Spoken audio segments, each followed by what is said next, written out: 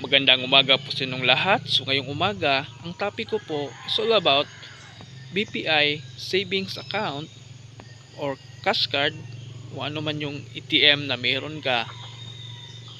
Tapos expired na yung ATM card.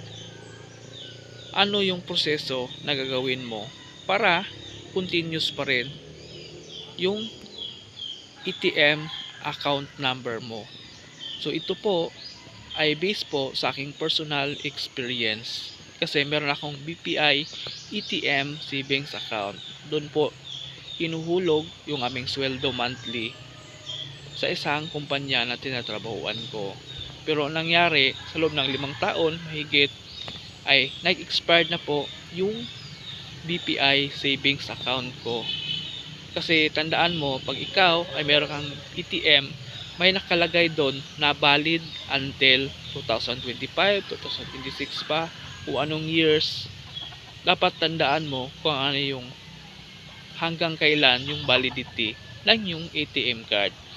Pag nakalagay doon, halimbawa, is valid until 2026 ng February 10, dapat before pa ng February 10 ay pupunta ka na sa branch ng BPI. Kasi importante na i-update mo yung iyong ATM account number.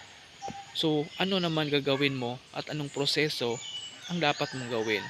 So, una, pag pumunta ka sa office ng BPI, mostly, ang BPI ay nag-open siya ng 9 AM.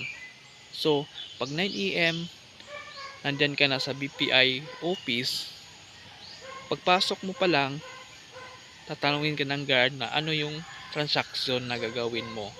So sabihin mo lang na, sir, magpa-update lang ako sa aking ATM account number kasi expired na. So bibigyan ka ng number niyan. So pag bibigyan ka ng number, i-guide ka nila kung anong counter ka. Merong counter 1, counter 2, counter 3. Kung saan counter ka man, nakabilong o nakasulat yung papel na ibibigay sa'yo ng guard. So pag andun ka na, importante is pag pupunta ka na at tatawagin ka na, is mag-present ka lang ng any valid IDs. So either SSS o UMID, basta valid ID, present mo lang yung valid ID. So once na i-present mo yung valid ID, kasi hahanapan ka talaga ng valid ID ng isang empleyado ng BPI. So, ang gagawin mo, magbigay ka ng ATM. I mean, yung valid ID mo. At meron kang pipilapan na form. So, ang pipilapan mo nun, yung number mo or active pa ba na ginagamit mo is same pa rin yung number mo nung nakaraan. So, importante na ma-update yon. So, once na ikaw ay nakapagbigay ng number, ay merong 3 pirma na pipirmahan mo yon, or 3 signs na talagang pipirmahan mo.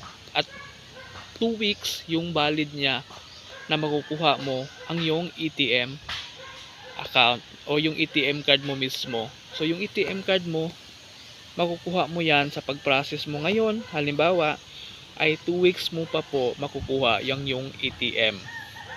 So, iba na yung number na ibibigay sa iyo. At the same time, ang tanong, paano pag meron kang online banking tapos sweldo na, tapos wala yung ATM card mo? Paanong proseso? Makaka-withdraw ka ba? So, pag ikaw ay meron kang online banking, pwede mo naman i-transfer yung laman ng BPI account number mo. Kung magkano man yung laman sa savings mo, ay pwede mo yan i-transfer sa yung either sa yung GCash or either sa yung ibang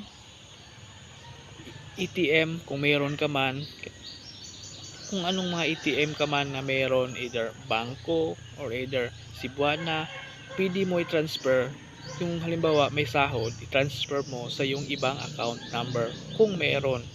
Pero kung wala, tapos kailangan mo ng pera, pwede mo i-transfer sa mga katrabaho mo na emergency lang kasi kailangan mo ng pera at wala pa yung ATM card mo at hindi mo pa ma-withdraw yung laman ng yung ATM account number.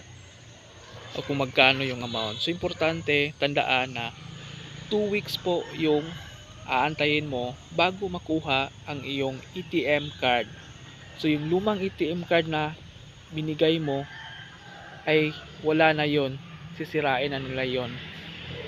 So importante tandaan na 2 weeks po ang antayin mo bago mo makuha yung ATM card pag ikaw ay nakapag submit na ng yung ATM card na expired. So tandaan 2 weeks. So yun po yung validity na 2 weeks. So yun lang po. Maraming salamat po.